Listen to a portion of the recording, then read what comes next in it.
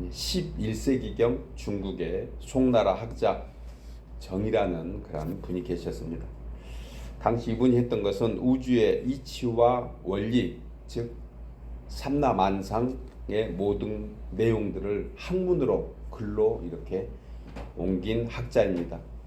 그가 쓴 책 중에 소학이라는 그런 책에서 그는 이렇게 표현합니다. 행복이라고 여기는 것이 결코 끝까지 행복은 아니다. 때로는 행복이라고 여기는 것이 불행하게 되기도 하고 불행하게 여겼던 것이 행복으로 바뀌기도 한다.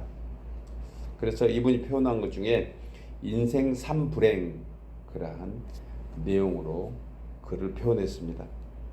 내용을 살펴보면요, 이른 나이에 과거 시험에 합격해 높은 자리에 있는 초년 출세, 또 부모와 형제로부터 권세를 가지고 태어난 일종의 금수저, 조상의 음덕, 뛰어난 재주와 학식을 가진 높은 재주, 이 세 가지가 세상에서는 누구나 바라는 거지만 결코 끝까지 행복의 조건이 되지 못한 것을 보고 오히려 불행한 삶이 될 수도 있다.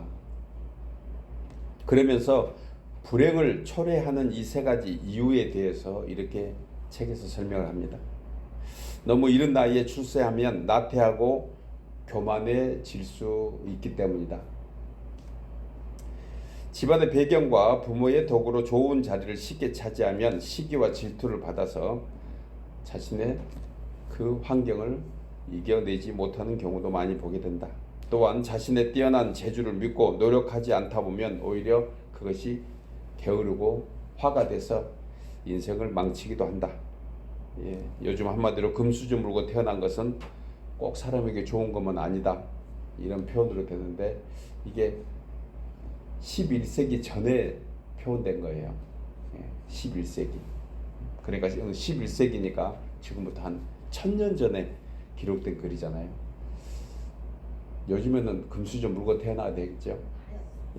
저도 공감합니다. 이 글을 제가 인용하면서 이 글이 주는 의미가 무엇인가 그것만 생각하면 사실 솔로몬이 오늘 본문에서 쓴 내용하고도 조금 일치되는 부분들이 있습니다. 꼭 의인이라고 이 세상에서 장수하고 오래되고 하는 것은 아니다. 악인도 충분히 장수하고 오래 산다. 그런 것을 솔로몬이 쓴 걸 보면 이 시기하고 거의 맥락을 가지고 있지 않는가. 여러분, 인생은 해석이라는 책의 제목이 있습니다. 언젠가 우리가 함께 나눴던 그런 내용들인데요. 부족하고 결핍이 있는 그런 모든 것도 또한 우리가 은혜로 생각하면 하나님의 은혜라는 것입니다.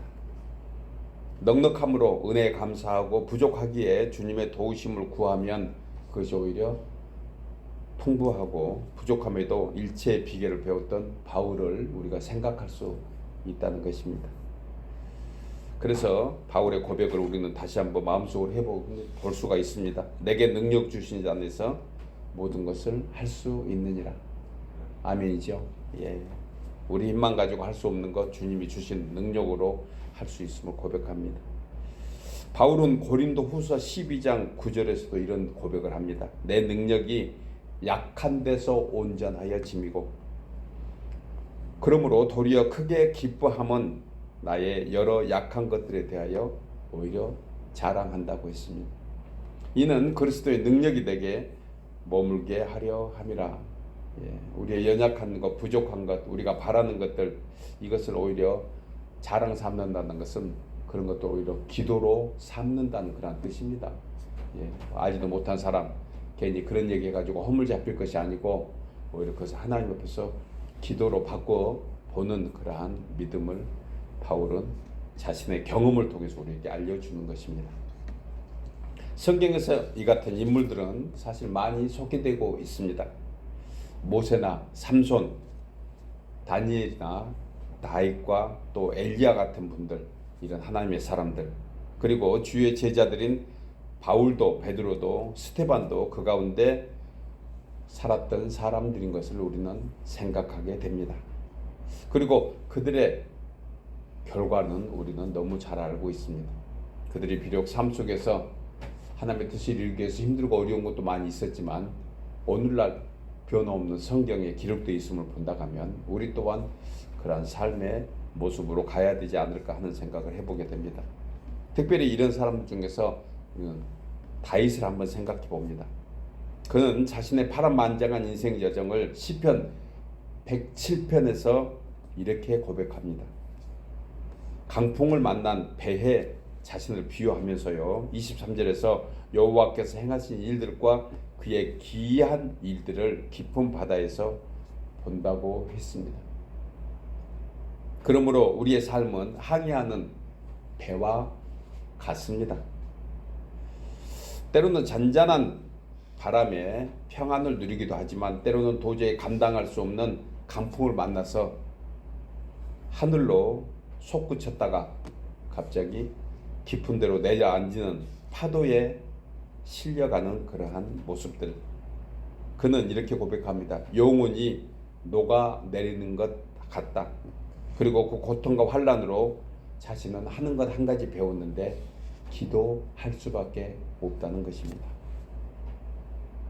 여러분, 이 찬송의 시가 우리의 고백이 아닐까 생각합니다.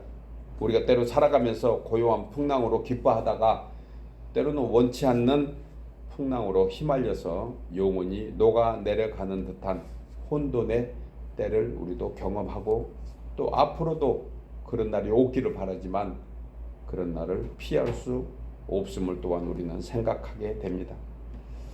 그러나 다윗은 이 시를 마무리하는 43절에서 이렇게 고백합니다. 지혜 있는 자들은 이러한 일들을 지켜보고 여호와의 인자하심을 깨달으리로다. 이러한 일들을 지켜보고 경험하고 결국은 여호와의 행하시는 은혜와 사랑을 생각하게 된다는 것입니다. 여러분, 사람이 일생 동안 살다 보면 좋은 일도 때로는 어려운 일도 때로는 형통할 때도 때로는 공고할 때도 있습니다. 건강한 날도 있었지만요, 때로는 몸이 연약해지는 그러한 육신의 연약함도 경험하게 됩니다. 일이 잘 풀릴 때도 있습니다. 그런데 안 풀릴 때도 있습니다. 그래서 사계절이 조화를 이루듯 하나님께서는 우리의 형통한 날과 공고한 날을 병행하게 하신 것입니다.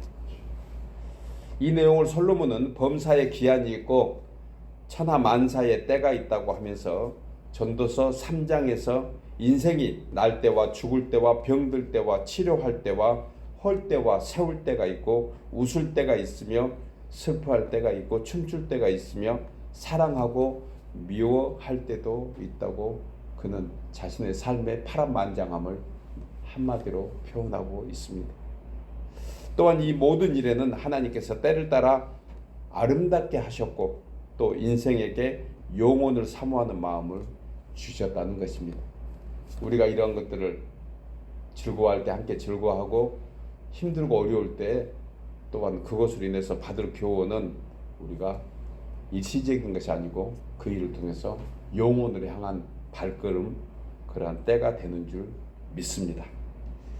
오늘 저는 이처럼 좋은 때와 나쁜 때, 힘들 때와 평안할 때, 이 모든 때를 주신 하나님, 그리고 성도된 우리가 이 때를 맞이할 때마다 어떤 지혜의 삶을 살아야 하는가, 오늘 본문을 통해서 함께 세 가지로 우리가 은혜를 나누려고 합니다.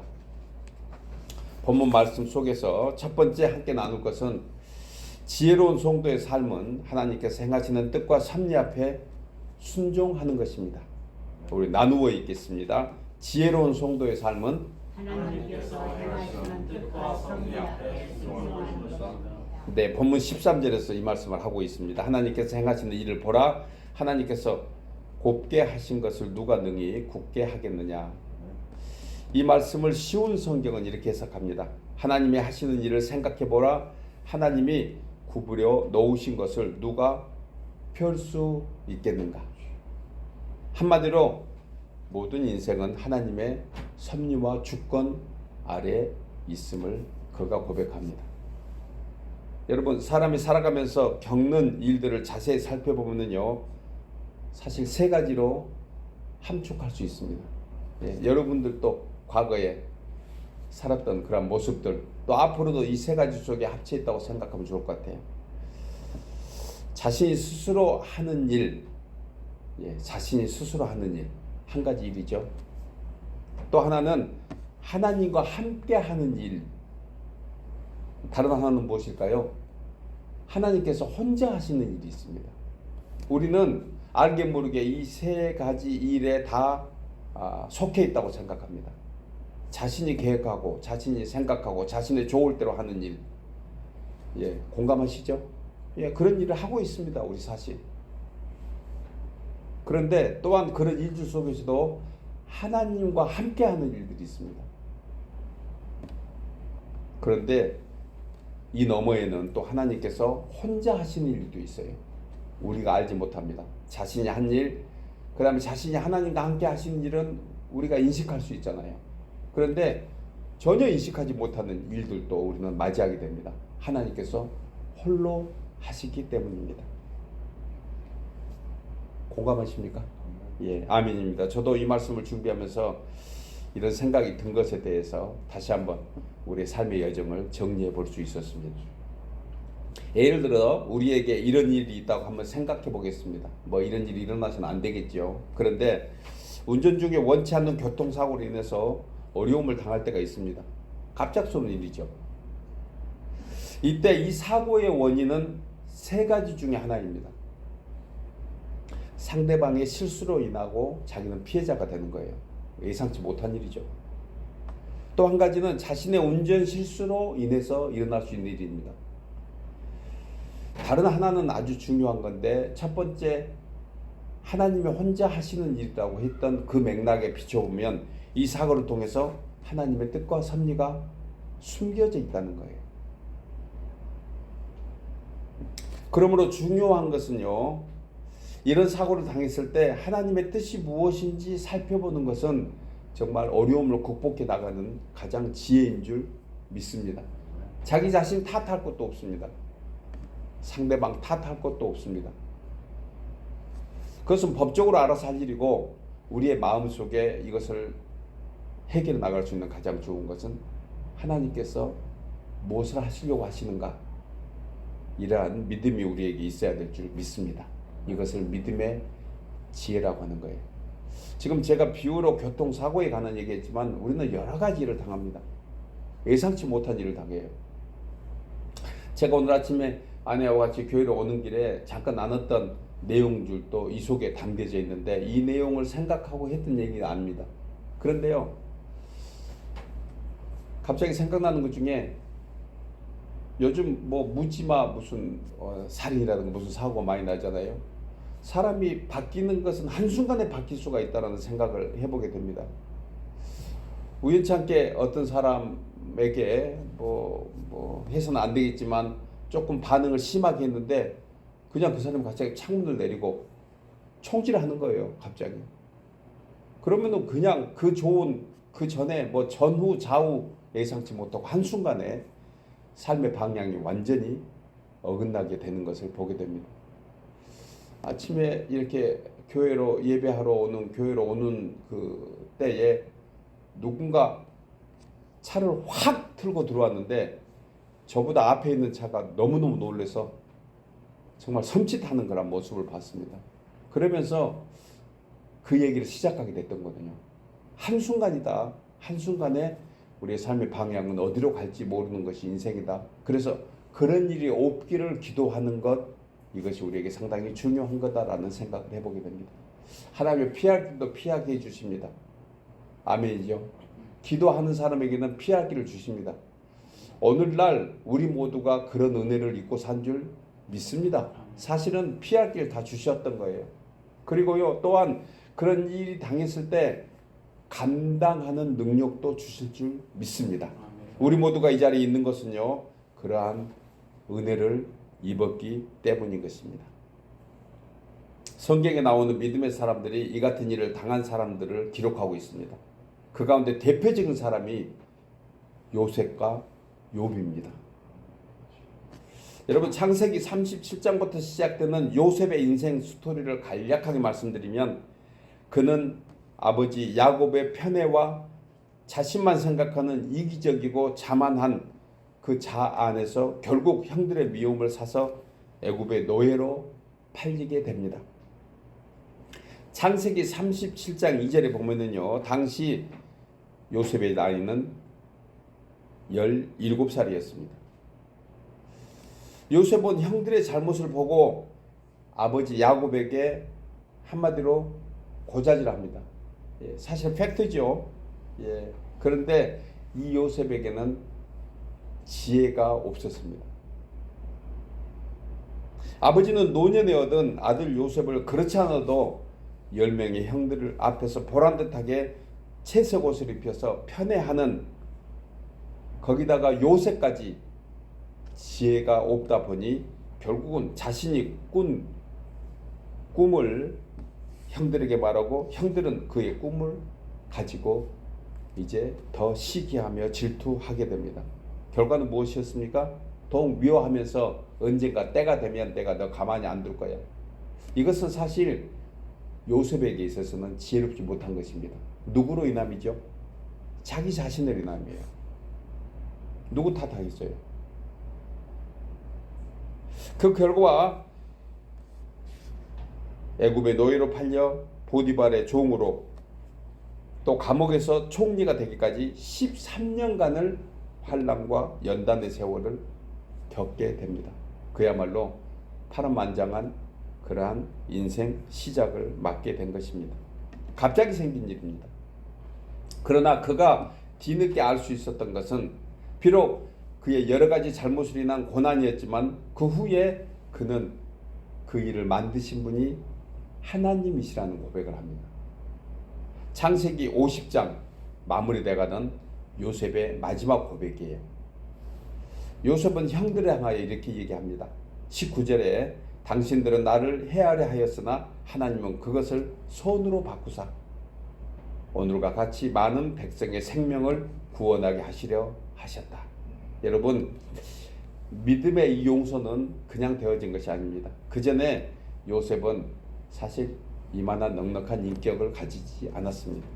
그런데 13년의 고난 후에 그가 하나님을 체험하고 나니까 이 고백을 하게 된 줄 믿습니다. 얼마나 아름다운 믿음의 사람으로 성숙하게 되었습니까? 우리도 살아가면서요, 우리는 때로 그런 고백을 하게 되는 것은 고난 후에 아름다운 꽃이 피는 것처럼 그런 고백을 하게 될 줄 믿습니다. 여러분, 요셉의 경우 하나님께서 요셉과 함께 하심으로, 와, 멋지지 않습니까? 이 계획을 하나님이 하셨다는 증거는 하나님이 함께 하심으로 이스라엘 민족과 야곱의 가문의 구원을 위한 하나님이 손으로 바꿔 주신 줄 믿습니다. 우리에게도 이와 같은 은혜가 오늘도 내일도 계속 이어질 줄 믿습니다. 여러분들의 가문에 이런 역사가 있을 줄 믿습니다. 그렇다면 욥의 경우는 어떤가요? 욥은 자신의 잘못이나 실수는 하나도 찾아볼 수 없습니다. 동방에서 이만한 의인을 보지 못했다고 주님은 크게 자랑할 정도로 욥에 대한 기대는 컸습니다. 그리고 여전히 욥을 그렇게 마음에 품고 있었습니다. 욥기 1장 22절에요. 고난 중에 있는 욥에 관하여 이렇게 얘기합니다. 이 모든 일에 욥이 범죄하지 아니하고 하나님을 향하여 원망하지 아니하니라. 얼마나 믿음이 좋습니까? 잠시의 불평도 원망도 없었습니다. 그의 자녀들 열을 다 잃었음에도 불구하고 욥은 하나님을 원망하지 않았습니다. 우리의 고백이 되기를 소원합니다. 왜냐하면 욥의 배후에는 하나님이 계셨기 때문입니다. 욥은 그걸 철저히 믿었습니다. 하지만 욥에게 환난의 기간이 무려 얼마인 줄 아십니까? 30년이었어요. 요셉에게 13년이었다고 하면 욥에게는 30년 환난. 그렇게 고난이 지속되다 보니까 차마 말로 다 할 수 없는 고통을 욥기에서는 철저하게 보여줍니다. 우리가 아마 우리의 지난 인생록, 지난 과거를 회고하는 책을 낸다 하면 아마 욥기의 100분의 1, 1000분의 1도 안 될 것 같다는 생각을 해보게 됩니다. 그러나 친구들의 비난과 저주 속에서도 욥은 결코 하나님을 향한 믿음이 변하지 않았던 것입니다.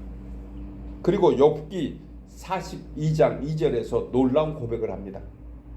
주께서는 못하실 일이 없사오며 무슨 계획이든지 못 이루실 것이 없는 줄 아오니 내가 주께 대하여 귀로 듣기만 하였사오나 이제는 눈으로 주를 배움나이다. 30년의 고난 후에 비로소 다시 한번 깨달은 것, 그것은 변함없는 하나님의 은혜가 이 과정을 통해서 귀로 듣고 글로 읽었던 하나님이 아니고 실제로 살면서 체험하고 이제는 하나님을 눈으로 배울 수 있는 그런 믿음으로 성숙하게 했다는 것입니다. 욥의 경우 하나님의 뜻과 섭리 가운데 역사하심으로 말미암아 욥은 이 하나님을 끝까지 믿고 의지하였고 결국 하나님께서는 기뻐하시는 성숙한 믿음의 사람으로 욥을 만들어 주신 줄 믿습니다. 그리고 그 결과는 무엇입니까? 갑절의 축복으로 그에게 베풀어 주신 것입니다. 이러한 축복이 이 시간 예배하는 여러분 모두에게 있기를 주의 이름으로 축복합니다. 지금은 과정입니다. 이미 갑절의 축복을 받았으면 감사하고 혹시나 아직 거기에 미치지 못했다 하면 지금은 욥의 5년일까 10년일까 아니면 20년일까 30년일까 분명히 그 진행은 주님이 하고 계실 줄 믿습니다. 여러분 이 두 사람의 비유가 참으로 중요한 교훈이 되는 것은 우리 역시 살면서 겪는 모든 일이 이 두 사람의 모습 속에 담겨 있기 때문에 그렇습니다. 그리고 사도 바울은 이 섭리에 관하여 로마서 8장 28절에서 우리가 알거니와 하나님을 사랑하는 자 곧 그의 뜻대로 부르심을 입은 자들에게는 모든 것이 합력해서 선을 이루시니라. 아멘이죠. 모든 것이 합력해서 선을 이루시는 그 하나님을 끝까지 사랑하시기를 주의 이름으로 축복합니다. 사도 베드로는 베드로전서 2장 19절에서 애매히 고난을 받아도 하나님을 생각함으로 슬픔을 참으면 이는 아름답다고 했습니다. 21절에서 이를 위하여 너희가 부르심을 받았으니 그리스도도 너희를 위하여 고난을 받으사 너희에게 본을 끼쳐 그 자취를 따라오게 하려 하셨느니라. 믿음이 있다 하면서 신앙생활을 한다고 하면서 하나님을 따른다고 하면서 자기의 십자가조차 감당하지 않으면 그것은 사실 가짜 믿음입니다. 우리 모두에게는 각자 합당한 십자가가 있기 때문에 그렇습니다. 누구하고 비교할 것도 없습니다. 각자 합당한 십자가입니다. 사랑하는 여러분, 공부할 때나 형통할 때나 어떤 일을 만나든지 우리는 하나님의 자녀라는 사실을 잊지 말고 하나님을 끝까지 믿고 바람으로 믿음의 선조들처럼 하나님의 뜻과 섭리 앞에 순종하는, 그래서 합력하여 선을 이루시는 하나님의 은혜 가운데 섭리 가운데 살아가는 우리 모두 되시기를 주의 이름으로 축복합니다. 두 번째로 지혜로운 성도의 삶은 형통한 날에는 찬송하고 공고한 날에는 기도하는 것입니다. 나누어 읽겠습니다. 지혜로운 성도의 삶은 형통한 날에는 찬송하고 공고한 날에는 기도하는 것입니다. 본문 14절에 형통한 날에는 기뻐하고 공고한 날에는 되돌아보아라. 이 두 가지를 하나님이 병행하게 하사 사람이 그의 장래일을 능히 헤아려 알지 못하게 하셨느니라. 여러분, 하나님은 우리를 창조하시면서 창세기 1장 26절에서 하나님께서 우리의 형상대로 지었다. 하나님의 형상대로 우리를 만드시고 하나님의 모양대로 우리를 지으셨습니다. 여기서 말씀하신 형상이 곧 외적 모습이라고 하면 모양은 내적 성품이라고 할 수 있습니다. 우리에게는 이와 같은 하나님의 이미지를 가지고 삽니다. 그러니까 불순종의 죄로 인하여 타락하기 전에는 인간의 내면에는 이렇게 아름다운 성품을 우리에게 주신 것입니다. 성경은 이 의미를 지정의의 성품이라고 얘기합니다. 또한 잠언이나 전도서에서 솔로몬이 고백하는 것 중에 희노애락의 감정을 선물로 주셨다고 했습니다. 때로는 배고픔도, 때로는 배부름도, 이런 모든 것들은 지정의의 감정보다 오히려 희노애락의 감정에 가까운 선물들입니다. 하나님께서 천지를 창조하실 때마다 이 감정을 표현하셨습니다. 하나님께서 보시기에 좋으셨더라. 예, 하나님도 그렇게 표현하셨어요. 그러니까 여러분, 즐거울 때는 즐거워하시기를 축복합니다. 힘들고 어려울 때는 슬퍼하시기를 바랍니다. 그것이 하나님이 우리에게 주시는 성품이에요. 하나님도 하나님의 그 크고 광대하심, 그거에 묶여 계신 그런 이미지보다 더 우리에게 감정을 표현했던 것, 그것은 우리도 하나님의 성품 안에 살라고 하는 이미지인 것입니다. 또한 아담이 하와를 보고 이와 같은 고백도 합니다. 그 아름다움에 기쁨을 감추지 못하고 아담이 하와를 보면서 오, 당신은 나의 아름다운 여인입니다, 이런 고백도 했습니다. 이처럼 솔로몬은 사람이 살면서 겪게 되는 날들에 관하여 희노애락의 지혜를 말씀해 주고 있습니다. 형통하고 즐거운 날에 기뻐하라는 거예요. 즐거워하라는 것입니다. 형통할 때 그 다음에 공고한 날 염려할 거 없습니다. 공고한 날이 되면 그냥 기뻐하는 것, 기도하는 것입니다. 그를 통해서 형통한 날로 이어져 가게 하시는 하나님의 섭리가 있기 때문에 그렇습니다. 그런데 요즘 사람들이 늙어가는 모습들을 보면 그것 중에 하나가 감각이 떨어집니다. 그래서 늙는다는 것은 단순히 나이가 들어서 몸이 늙는 것이 아니고 기뻐하고 즐거운 마음의 감정이 줄어들면 아, 늙는구나, 그렇게 생각해 볼 필요가 있습니다.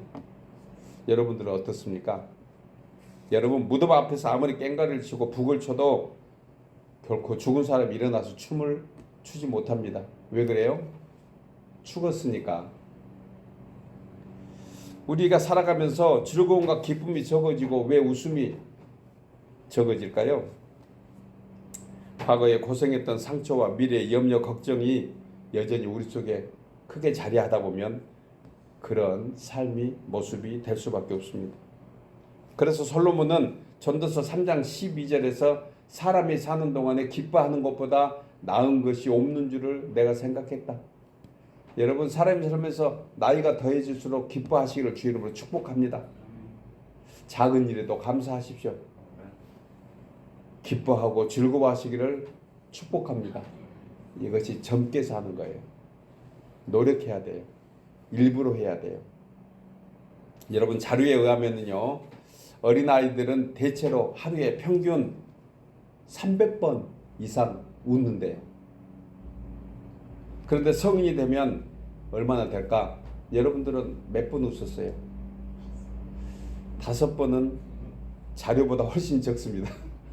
예, 보통 나이가 들면 하루에 15번 정도 그렇게 된대요.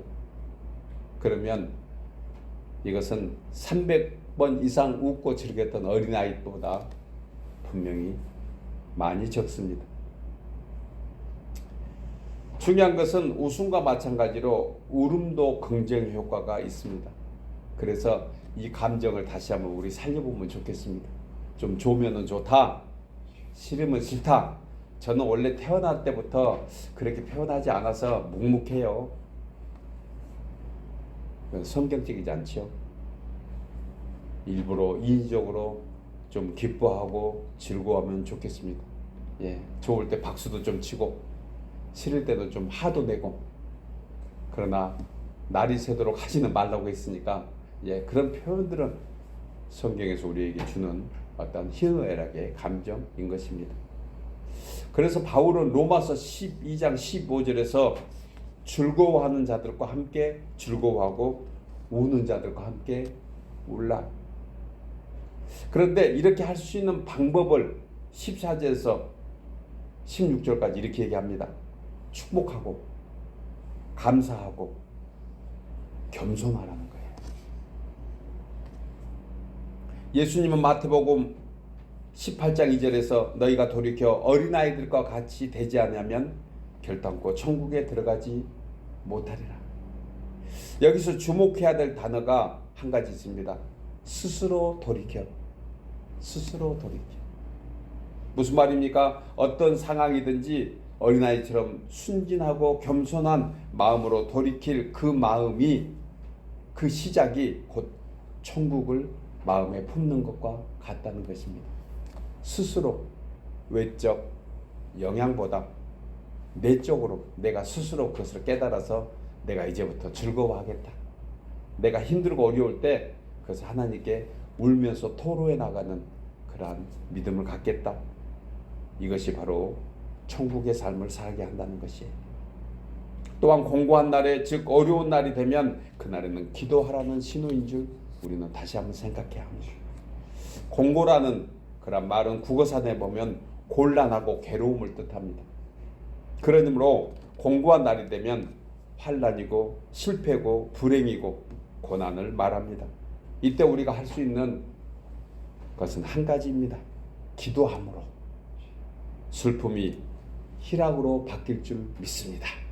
기도하면 그 슬픔이 하나님께 전해지고 하나님의 은혜가 대신 우리 가운데 임하게 되는 것입니다.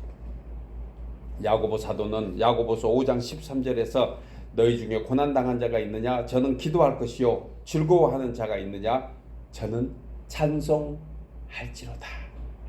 특히 우리는 공고한 날을 만나면 우리 자신에게 어떤 부족함이 없는지, 어떤 잘못이 없는지 우리 자신을 돌아보고 회개할 필요는 있겠지만 사실 거기에만 머무르면 안 되는 거예요.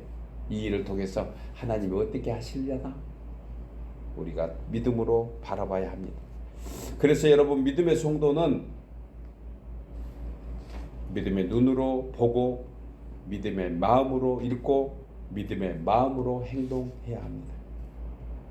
고린도후서 4장 18절에 우리가 주목할 것은 보이는 것이 아니고 보이지 않는 것이다. 이 모든 것을 보고 듣고 느낄 수 있는 것은 믿음이라는 것입니다. 이러기 위해서 모든 일에 감사하고 찬송하고 기도하기를 바랍니다. 당장 힘들고 어렵다고 그 현상만 보고 원망하고 불평하면 그 이면에 감춰진 하나님을 발견할 수 없습니다. 다윗은 시편 119편 71절에서 고난당하는 것이 내게 유익이라. 이로 말미암아 내가 주의 율례들을 배웠다고 했습니다. 고난당할 때 주님께 기도함으로 오히려 주님이 그걸 통해서 우리에게 주시는 은혜가 있다는 것입니다. 사랑하는 여러분, 하나님께서 베푸시는 형통한 날이 있을 때마다 감사하며 기쁨으로 찬송하기를 축복합니다. 그리고 공고한 날이 이르면 하나님의 뜻과 섭리를 생각하면서 주님을 향해서 기도하라는 신호인 줄 믿고 공고할 때, 기뻐할 때 우리는 늘 하나님을 찬송하며 기도로 주님 만나는 우리의 삶이 되기를 주의 이름으로 축복합니다. 마지막 세 번째로 지혜로운 성도의 삶은 은혜와 믿음의 분량대로 하나님을 경외하는 것입니다. 나누어 있겠습니다. 지혜로운 성도의 삶은 은혜와 믿음의 분량대로 하나님을 경외하는 것입니다. 본문 18절에 너는 이것도 잡으며 저것에서도 내 손을 놓지 아니할 것이 좋으니 하나님을 경외하는 자는 이 모든 일에서 벗어날 것입니다. 본절에서 성도된 우리가 하나님을 경외하는 믿음이 어떤 것인가에 대해서 말씀해 주고 있는데 이것을 15절에서 17절까지 말씀하고 있습니다. 여러분, 이 세상에서 일어나는 좋고 나쁜 모든 일은 하나님의 역사하신 가운데 있습니다.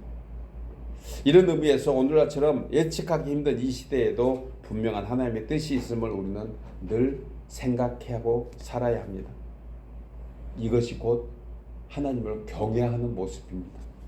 하나님을 인정하는 것, 하나님의 존재로 나가서 하나님께 하나님의 은혜를 구하는 것, 이것이 하나님의 가장 기뻐하심이 아니겠습니까? 저는 이것을 성경이 하나님을 경외한다고 표현한다고 말씀드리고 있습니다.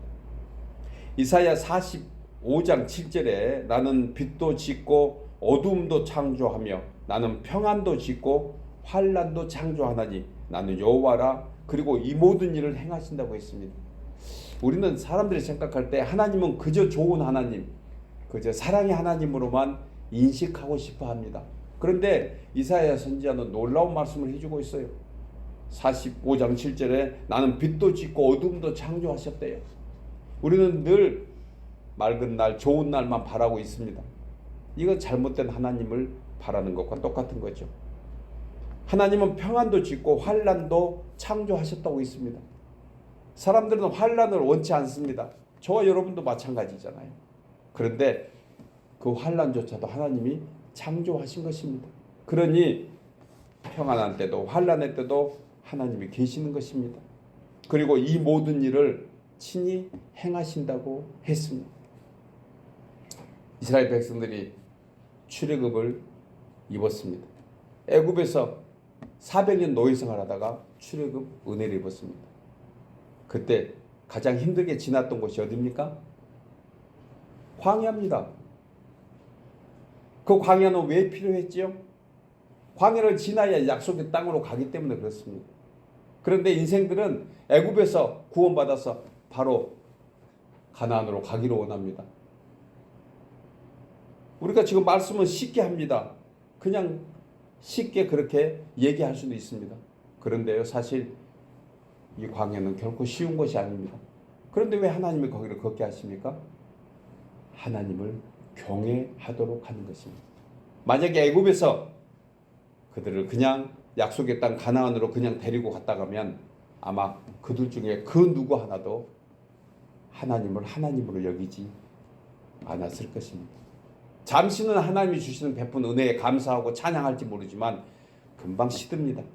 인생들은 그렇게 되어 있습니다.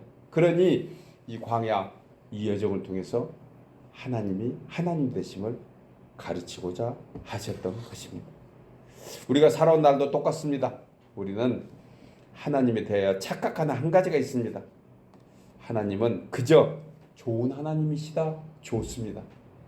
그러나 그 좋으신 하나님 안에는 때로는 광야와 같은 여정을 걷기도 하신다는 것입니다. 이 같은 인생이야말로 가장 행복한 인생입니다. 약속의 땅을 바라보고 지금 광야에 있지만 끝까지 하나님의 은혜를 구하는 것입니다. 본문 15절 이하에서 스스로 지나치게 의롭다 하거나 스스로 지나치게 불의하고 미련하다 하지 말라고 얘기합니다. 지나치게 편협해서 하나님의 깊은 뜻을 헤아리지 못하고 자기 지식과 의에 빠지면 결국 패망한다는 거예요. 누가 그랬습니까? 이스라엘 백성들이 그랬습니다.